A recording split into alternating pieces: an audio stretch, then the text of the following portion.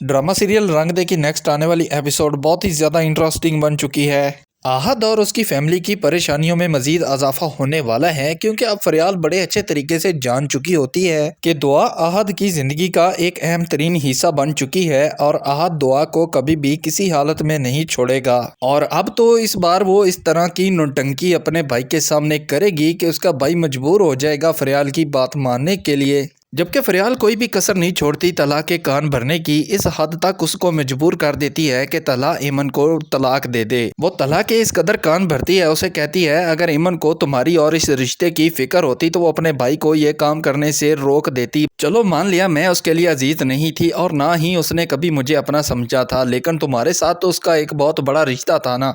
फरियाल की ये सारी बातें तला के दिलो दिमाग के ऊपर काफ़ी ज़्यादा गहरा असर डाल देती हैं और वो इस कदर इस परेशानी में मुब्तला हो जाता है कि किसी को इस बात का अंदाज़ा भी नहीं होता और वो ये सोचने पर भी मजबूर होता है कि बिलाकर वो क्या डिसीजन ले। दूसरी जानब आने वाली एपिसोड और भी ज़्यादा इंटरेस्टिंग बनने वाली है, क्योंकि जिस दिन से ज़ेबो निसा ने वो वीडियो देखी होती है उसी दिन से ज़ेबो निसा काफ़ी ज़्यादा परेशानी में मुब्तला हो चुकी होती है। उसको सिर्फ एक ही बात का गम खाए जा रहा होता है कि कहीं अजहर उसको धोखा ना दे रहा हो और अजहर का गैर मुतल्लका औरतों में इंटरेस्ट ना हो। लेकिन अजहर की हकीकत तो वो बड़े अच्छे तरीके से जान चुकी होती है और ज़ेबो निसा को यह भी मालूम हो चुका होता है कि अजहर को ज़ेबो निसा में कोई भी इंटरेस्ट नहीं है। तो लिहाजा ज़ेबो निसा अपने वालिद साहब के पास जाती है और उसे जाकर सारी हकीकत समझा देती है कि मुझे नहीं लगता कि मेरा अजहर के साथ गुजारा हो पाएगा या अजहर मेरे साथ रहने के लिए मुतमिन है। मेरी वो इज्जत और कदर सिर्फ इस वजह से करता है क्योंकि आप मेरे साथ होते हो, लेकिन आपका उसको डर है। खुदा न खास्ता कहीं आपके साथ कल को कोई मामला बन जाता है तो आपके अलावा मेरा इस ज़माने में कौन है। तो अजहर मुझे कहीं का भी मुंह दिखाने के काबिल नहीं छोड़ेगा।